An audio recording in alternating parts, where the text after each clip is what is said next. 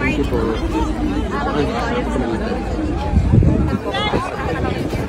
Wala ko sa nandun ako sa malayo eh.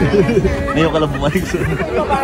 Ay, di ba alam mo sa kanya? Hindi, kasi I was in the middle of nowhere. Malay ko ba kung ano nangyayari doon. Baka mayak na. Hindi ako iyak. Pero, panay kami sinasabi, friend namin to. Di ba? Hindi.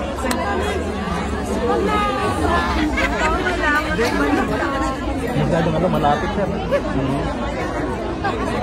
Huwag dagdagan, huwag kulangan, mainit in Qatar for suspected unauthorized political protest or demonstration yesterday because of celebrating the birthday of the former president. Apparently, mukhang hindi po raw authorized yung kanilang protest. So now they are being held by the police and there's a possibility that they will be repatriated, sent back to Yun ang hindi ko alam. Philippines. Hindi ko nabasa yun. Well, okay, So, now. Oh, wait lang sir, wait lang. Wait lang. Wait lang po, wait lang. Parang lapit natin. Lapit niya eh. Tanggalin ko itong pangalawa. Isa, ano ba maganda? Ito na nga lang. Yan, green and green. Maganda yan. Go ahead, sir. So, ano po ang sagot po ninyo? Well, we're appealing to the Qatari authorities. The state of Qatar has always been a very good friend of President Rodrigo Roa Duterte. We're appealing to you to understand the sentiments of our countrymen. They love the president and they cannot accept the fact that he is now here at The Hague, held as prisoner by Westerners. No? So we have a common history of being colonized by the West, and I hope you do understand why the Filipinos love President Duterte. So again, it is an appeal to our friends in Qatar. Please show maximum tolerance to Filipinos who only wanted to show their love to President Rodrigo Roa Duterte.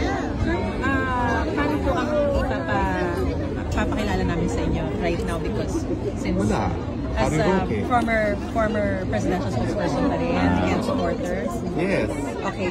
Sir, kumusta naman po? Kasi syempre, yesterday yung birthday, no? Pero nakita natin talagang parang umaapaw yung pagmamahal hanggang ngayon. One day after, there's still celebration. Until when are we expecting this? Bakit po tuloy-tuloy pa rin? Mukhang araw-araw na po ay magiging kaarawan ng Presidente Duterte. At talaga namang mas marami pong tao ngayon kaysa kahapon na kanyang kaarawan. No? At aasahan na natin yan na bago na ang lyrics nung kinakanta natin tuwing Pasko na magmula ngayon, araw-araw ay magiging birthday ni PRRD. Magmula ngayon. Duterte! Duterte! Duterte! Duterte! Duterte! Duterte! Duterte! Duterte! Duterte! Duterte! Oo. Well, makikipag-negotiate na kami ngayon sa mga tao dito sa Netherlands na kinakailangan. Meron ng bayad si President Duterte dahil siya ang pinaka #1 tourist attraction ngayon dito sa Netherlands. Yes! This is not just the gathering that was held today. Bukod po rito sa detention facility, there's also a motorcade na isinagawa papunta naman dun sa International Green Monument a while ago na pumunta rin sa may Philippine Embassy. What is this show? Alam mo, nagpapakita talaga na napakadaming nagmamahal kay Presidente Duterte at napakaraming nagagalit sa naging kapalaran ngayon ni Presidente Duterte na nakadete na nga dito sa ibang bansa para sa mga krimen na di umano'y nangyari sa Pilipinas. So, mukhang hindi na ito politika lamang, ito yung mga Pilipinong naninindigan na ang Pilipinas, soberenyang bansa, malaya, independyente, at dapat hindi nakikialam ang mga kaibigan. Sir, kumusta ang political asylum ninyo? Nasa na stage? Duly filed kasi kapag naman ikaw ay nag-file na ng asylum, you have the right na refuma, hindi na po pwede ma-deport sa Pilipinas. Sir, may update po sa legal team ni President? Wala pa. Thank you. Thank you. Si sila ata. Pero wala pang update kung ano po. Wala, di ba sabi niya, announce na sila ngayon. Pinagbigyan niya. Ang susunod po ay mensahe galing kay Pangulong Rodrigo Duterte. Sinabi niya ito sa abogado kahapon at sinabihan niya ang abogado dahil hindi ko makikita si Inday Sara bukas dahil ang nakaschedule bukas ay ang aking kapatid si Veronica at si Shelito, ang kanyang mama. Sabihin ko sa lahat ng mga supporters ni Pangulong Rodrigo Duterte at sa lahat ng mga abogado na kaibigan niya to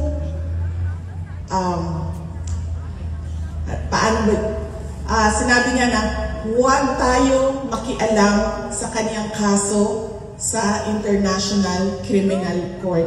Hayaan natin ang kanyang mga abogado at ang korte mismo magdesisyon kung ano ang mangyayari o ano ang susundin kaparte ng proseso ng korte. Sabi niya, kung gusto niyo ipahayag ang inyong pagsuporta, kung gusto niyo ipahayag ang inyong galit na nararamdaman or kung kasiyahan na nararamdaman, sabi niya, huwag natin pag-usapan ang kaso at huwag natin pag-usapan para balanse ang competition.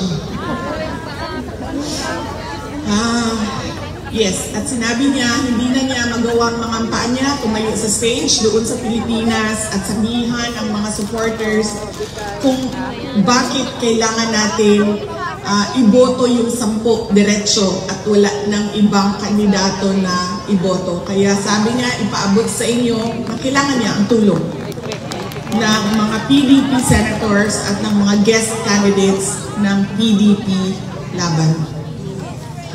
Ang sunod po ay, actually nakalimutan ko kanina, dapat ang opening natin ay pagpapasalamat sa Diyos sa magandang araw na ito. Walang init, walang ulan, sakto lang ang lamig. At nabiyayaan tayo ng pagpahintulot o permission na magsama-sama sa araw na ito. Kanina, habang naglalakad kami, ay naririnig ko yung kanta na The Greatest Love of All. Sabi nung kasama ko, sabi niya, maganda ka ng kanta mo kasi papakantahin ka niyan nila. Sabi ko, wala talaga akong mag-contribute sa kanta ngayong araw na ito.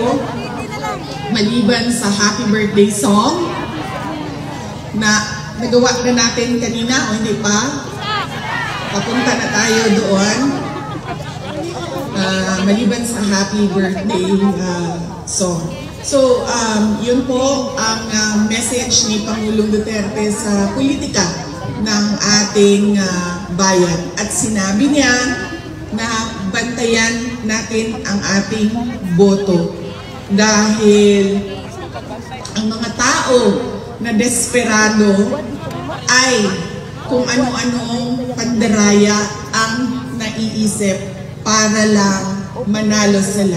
Kaya kailangan daw ay bantayan natin ang ating boto at paniguraduhin natin na tama ang pagkabilang ng mga boto ng ating mga senators. Paano nakabilang na yung machine? So yan po May bilang na sa machine. Message niya sa politika. Ang message ko naman sa kanyang birthday ay pinost namin doon sa aking social media account sa Facebook. At sinabi ko doon, my warmest wishes for former President Rodrigo Duterte. My warmest birthday wishes for former President Rodrigo Duterte. And I thank him for emphasizing the value of education sa akin. And I thank him as well for teaching me resilience and courage through his exigence. Si PRD kasi very demanding siya as a person, which is good kasi isa yan sa kailangan ng isang leader. Isa yan sa quality na kailangan ng isang leader to make things happen. You have to be very exacting and very demanding, especially sa mga tao na katrabaho mo o kailangan gumalaw para sa trabaho niyo. And that was his way as well sa amin noong kami ay lumalaki. At nagpapasalamat ako doon dahil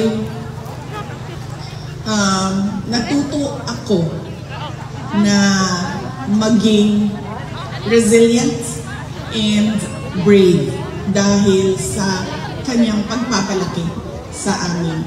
In fact, noong isang beses na magkausap kami sa loob, sabi niya sa akin, alam ko, napag-usapan namin ang pagbisita ng aking mga kapatid at sinabi niya sa akin, sabihan mo sila bago sila pumasok dito, huwag silang umiyak. So yun ang mensahe niya sa kanila at sinabi ko din sa mga kapatid ko na ubusin niyo yung luha ninyo sa loob ng banyo. Pagpasok ninyo doon, huwag kayong umiyak. Dahil ayaw niya na nakikita ang, well sa amin, ayaw niya na nakikita na umiiyak kami. In fact, noong gathering natin, noong 23, noong nakaraang Sunday, sinabi ko din yan sa inyo na isang beses tumawag ako sa kanya, umiiyak ako. Tapos ang tinatanong lang niya, nasaan ka? Nakidnap ka ba? Tapos iyak pa rin ako ng iyak, hindi ako makapagsalita. Sabi niya, buntis ka ba? And then sinabi ko lang, nahihirapan ako sa aking pag-aaral. And then sabi niya sa akin, bakit ka umiiyak? Mag-aral ka, bumalik ka sa mga libro mo, mag-aral ka. Ganun siya na klase ng parent, no? Ang mga bagay na iniiyakan lang ay kung nakidnap ka or nabuntis ka nang wala sa panahon. So yun ang pinagpapasalamat ko sa kanya ngayong araw ng kanyang kaarawan. And syempre, pinapaabot ko yung pagpapasalamat sa ating mga kababayan sa iba't ibang panig ng mundo sa pagpapakita nila ng suporta sa ating Pangulong Rodrigo Duterte. Idasal natin ngayong araw na ito na sana ay ibalik na siya doon sa Davao City, sa Pilipinas, dahil inaantay na siya doon ng mga Davaoenyo dahil siya ay meron pang term o darating pa yung term niya na magiging mayor pa siya ng Davao City. At syempre, idasal natin na siya ay bigyan ng lakas ng loob na harapin lahat ng kanyang problema sa paglalaba, pagluluto, at paglinis ng kwarto niya dyan sa loob ng ICC Detention Center. Dahil nasanay kasi siya na merong girlfriend or merong ka-live-in na nag-aalaga sa kanyang pagkain, paglilinis ng bahay, at paglalaba. So hindi ko lang alam ngayon